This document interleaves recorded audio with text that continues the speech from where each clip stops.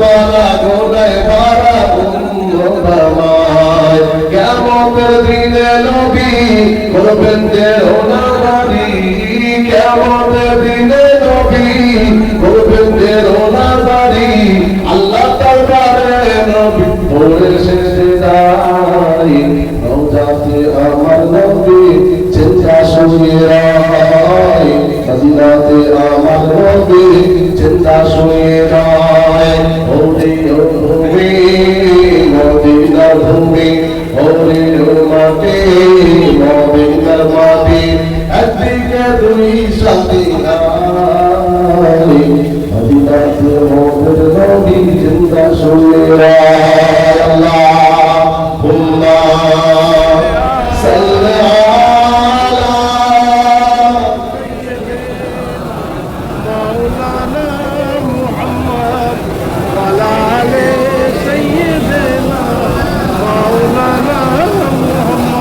আলহামদুলিল্লাহ আল্লাহ পাকের দরবারে লাখ লাখ কোটি কোটি শুকরিয়া আমার উস্তাদ ও শায়েখ পীরজাদা আলহা মাওলানা আবু বকর হুজুর এবং আমার শায়েখ উস্তাদ জাহাঙ্গীর হুজুর কেবলা স্বপ্নের প্রতিষ্ঠান আন্দোলন জামিয়া বুখারিয়া আলিয়া মাদ্রাসা কাজ শুরুতে আপনারা এসেছিলেন আজকে সেই মাদ্রাসার শুভ উদ্বোধন সেই উপলক্ষে বলে দোয়ার মাহফিল আপনারা এসেছেন আলেম ওলামা হাফিজ সকলে আছেন আমরা দোয়া চাই আল্লাহ পাক কবুল করেন বলুন আল্লাহুম্মা আমিন আল্লাহ পাক রব্বুল আলামিন যাদের ওসিলা আমাদের সকলকে নাজাতের ওসিলা বানিয়ে দেয় বলেন আল্লাহুম্মা জীবনের দুটো শিক্ষা দরকার দুটো শিক্ষা না হলে আপনি ওয়ান সাইড পাবেন বোথ সাইড পাবেন না একটা হচ্ছে দুনিয়ার শিক্ষা আর একটা হল দ্বীনের শিক্ষা দ্বীন এবং দুনিয়া দয় ভয় দুর্ধি সন্তান দিন আর দয় হস্যি সন্তান দিন বলে দিন এটাও দিন ওটাও দিন দয় ভয় দুর্ধি সন্তান দিন মানে আখেরা আর দয় হস্যি দিন তার মানে এই দুটো শিক্ষা যার ভেতরে থাকবে ওই মানুষটাই একমাত্র আল্লাহ এবং রাসূলকে পাবে শুধু যদি দুনিয়া শিক্ষা থাকে আল্লাহ রাসূলকে পাওয়া সম্ভব কখনো নয় তাই দিনের শিক্ষার জন্য মাদ্রাসা আলেম হাফেজ মাওলানা মুফতি কারি এই তো কিরাত করে গেল আমাদের সৈয়দ আব্দুল্লাহ ভাই জানটা ঠান্ডা হয়ে যায় কথা বলে না স্কুলের শিক্ষা এটা কলেজের শিক্ষা নয় এটা হলো মাদ্রাসার শিক্ষা জোরে বলুন আল্লাহকে পাওয়া রাসূলকে পাওয়া জান্নাতে যাওয়া ভালো মানুষ হওয়া এই শিক্ষাটা পেতে গেলে মাদ্রাসা থেকে পাবেন পৃথিবীর কোনো জায়গায় আপনি পাবেন না এই জন্য নবী সাল্লাল্লাহু আলাইহি সাল্লাম বললেন তোমার বাপ মায়ের হক হচ্ছে নিজের ছেলে জানাজা পড়া আর আপনি তাকে স্কুলে পড়ালেন কলেজে পড়ালেন ইউনিভার্সিটিতে পড়ালেন বিরাট শিক্ষায় শিক্ষিত হয়ে গেল কিন্তু তার ভেতরে দয় ভয় দিন দেবে আখিরাতের কোনো শিক্ষা নেই তাহলে সে বাপ মায়ের জানাজা পড়াবে সৎকার জারিয়ার একটা ভাগ যে শিক্ষা দেয় একটা বাচ্চাকে একটা মাওলানা শিক্ষা দিল ওই মাওলানা হাফেজ হলো সে একটা মাদ্রাসায় পড়ালো হাজার হাজার ছাত্র হলো তাদের হাজার যত রাসূল বললেন বাড়িতে কিয়ামত পর্যন্ত সমস্ত নেকি যিনি শিক্ষা দিয়েছে বা শিক্ষার ব্যবস্থা করেছে বা যে শিক্ষা ব্যবস্থা করতে গিয়ে সহযোগিতা যারা করেছে আল্লাহ পাক কিয়ামত পর্যন্ত যত ছাত্র জন্মাবে সমস্ত ছাত্রের পড়া এক একটা অক্ষরে হরফে আপনার 10টা করে লেগে আল্লাহ পাক সমস্ত মানুষকে আল্লাহ দান করবে। জোরে বলুন সুবহানাল্লাহ।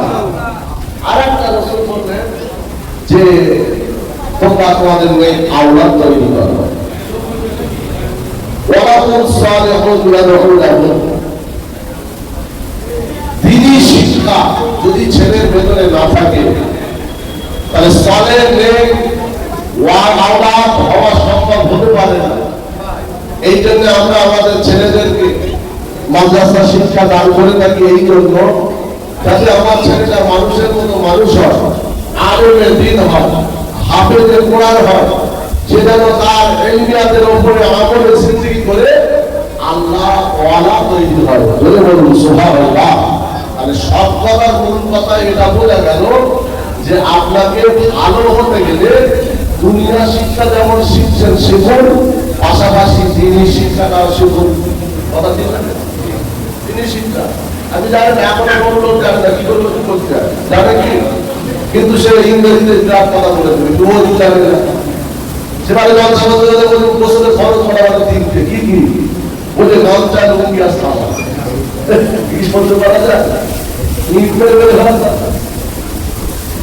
আধা বয়সে মরার টাইম বলতে লঞ্চা লুঙ্গি আসতে হবে বছরের খরচ। আপনি কি বলবেন বলেন না? আল্লাহ নবী বললেন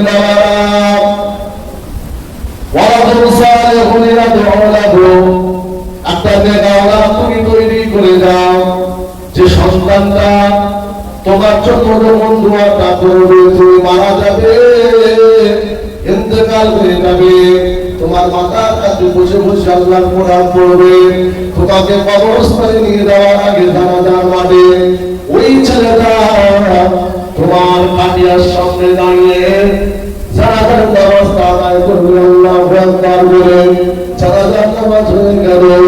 ওই ছেলেটা তোমার জন্য যখন হাত কাটা তুলে দোয়া করবে, আল্লাহ আমার আব্বা আমাকে কবুল করে নিন, রব্বির হামহুমা কামা রাব্বায়ানি সগীরা।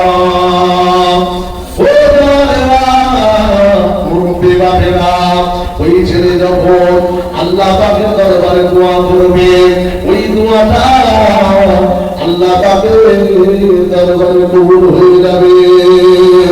ওই ছেলের দোয়ার ওসিলায় আব্বা আমাকে আমার আল্লাহ পাক ক্ষমা করে দিয়ে তার কবরটা নূরে আলা নূর করে দেবে। বলুন সুবহানাল্লাহ।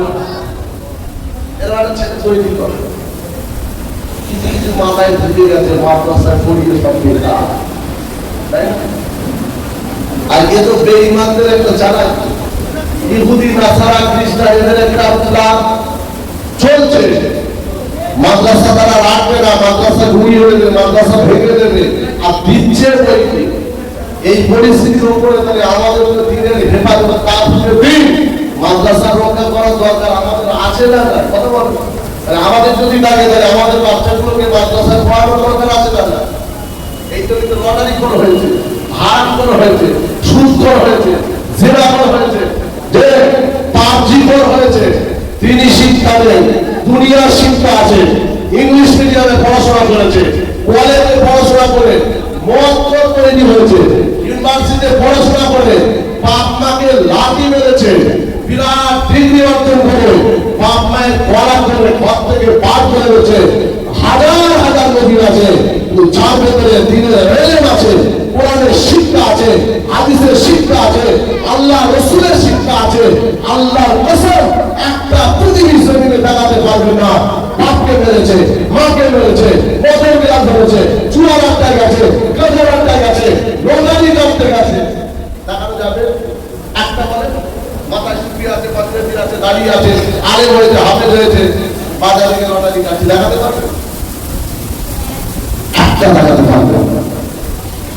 এই জন্য আল্লাহ পাকের কোরআনে আয়াত নাযিলের ফরম, ও নবী আপনি ওদেরকে বলে দেন, ইয়া আইয়ুহাল্লাযীনা আমানু, আইয়ুহাল তোমরা শোনো, আনফুসাকুম ওয়া আহলিকুম নারা, তুমি নিজে বাঁচো, পরিবারটাকে বাঁচাও। আমি আল্লাহ পাক আমার জাহান্নাম থেকে তুমি নিজে বাঁচবে, পরিবারটাকে বাঁচাবে। ও সোনার মানিকেরা, যদি নিজেকে বাঁচাতে হয় যায় আর পরিবারটাকে বাঁচাতে যায়, তাহলে তিনি শিক্ষাটা দরকার। আমি বলছি না আপনি পুরো বয়সে মাদ্রাসায় আসেন, না না, তিনি শিক্ষার অনেক ব্যবস্থা রয়েছে। আপনি দিনের শিক্ষা অর্জনটা করুন, যার ভেতরে দিন থাকবে, যার ভেতরে কোরআন থাকবে, যার ভেতরে হাদিস থাকবে, তার ভেতরটা আলো আলোকিত হবে। যেখানে আলো থাকে ওখানে অন্ধকার থাকে না, যেখানে দিনই শিক্ষা থাকে তার ভেতরে হারাম থাকতে পারে না, অন্যায় থাকতে পারে না, শুরু থাকতে পারে না। ও আমার ভাই জানেরা, এই জন্য রাসূলুল্লাহ বললেন ওয়ালাদুল সালিহ ওলামা, নেক সন্তান তুমি তৈরি করো, আর নেক সন্তান যদি হয়ে যায় তার দ্বারা কখনো জমিনের উপরে অন্যায় কাজ করতে পারে না। আল্লাহ কোরআন বলছে নিজের মাত্র পরিবার বাঁচাও। এখন নিজে যদি বাঁচি পরিবারটাকে বাঁচায়, তাহলে দিনের শিক্ষার দরকার আছে। ও আমার ভাই জানেরা, আপনি যদি নিজেই বাঁচতে না পারেন তাহলে পরিবারটাকে আপনি বাঁচাবেন কেমন করে? আপনি তো অন্ধ, দু নম্বরই পয়সা দিয়ে তোমার গোষ্ঠী মাছ কিনে, গোষ্ঠী খাসি কিনে খাচ্ছে, হারামের পয়সা, চিটিংবাজি, দু নম্বরই ছেড়ে খাওয়া পয়সা আছে না? ছেড়ে খাওয়া, দু নম্বরই চিটিংবাজি, কত রকম পয়সা লয় ছয় ছয়। তাই আপনাদের বলে আপনার সন্তানকে তিনি শিক্ষার ব্যবস্থা করে দেন। তিনি শিক্ষা, কোরআনের শিক্ষা, ইলমিয়াত যদি আপনার সন্তানের উপরে থাকে, আপনার জন্য সবচেয়ে হয়ে যাবে।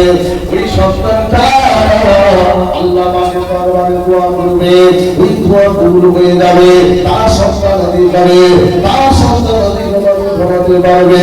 এইভাবে যদি প্রত্যেকটা বাড়িতে একটা করে আলেম হাফেজ হয়, ওই বাড়িতে মক্কর হবে না, আলাক্কর হবে না, জিনাকর হবে না, ওই বাড়িতে শয়তানি কর্মকাণ্ড কিছু থাকবে না। কেননা একটা দিনের আলো আপনি জ্বালিয়ে রেখেছেন, আলো মানে আলো পরিষ্কার, আপনার কি বলে ওই আলো যেখানে থাকবে চতুর্দিকটা আলোকিত হয়ে যাবে। সকালের বুকে লক্ষ্য করে দেখুন, এই জন্য মুজাদ্দিদ জামান আমিরের শরিয়াত দাদা হুজুর পীর কেবলা তার জীবনে 780টা মসজিদ বানিয়েছে, 839টা মাদ্রাসা করেছে। অনেক কথা, এই 10 মিনিট 15 মিনিটের লাইনও আনতে পারবো না, সব বুঝি বলা যাবে না। আছে আপনারা আছে, সময় তো বেশি নেই, তো বেশি কিছু হবে না। দোয়া করবেন এই মাদ্রাসা তৈরি করবেন, তো কথা বলেন না, দোয়া করবেন তো, সাথে আছে থাকবেন তো। কিন্তু স্বপ্নের পর বহু মাদ্রাসা মসজিদরা জড়িয়ে আছে কাজের সাথে, কিন্তু নিজে হাতে একটা এখানে মাদ্রাসা তৈরি কাজে করে মানুষ করা যায় ছেড়েছে। আর ওই যে হাদিসটা বললাম, ওই হাদিসের দিকে লক্ষ্য করে, আর ইলমুল মুতাফাবিহি, যে এটা হচ্ছে নাজাতের একটা ওসিলা। আল্লাহ পাক আমার হুজুর কেবলা, চাচার হুজুর কেবলা, আল্লাহ পাক যার মনের আশা পূর্ণ করে, সে আর ভালো লাগে, হায়াত দারাজ করে, আল্লাহ এই মাদ্রাসাকে কবুল করে। চলে বলেন আল্লাহুম্মা আমিন, আল্লাহুম্মা আমিন। রাসূলুল্লাহ আল্লাহুম্মা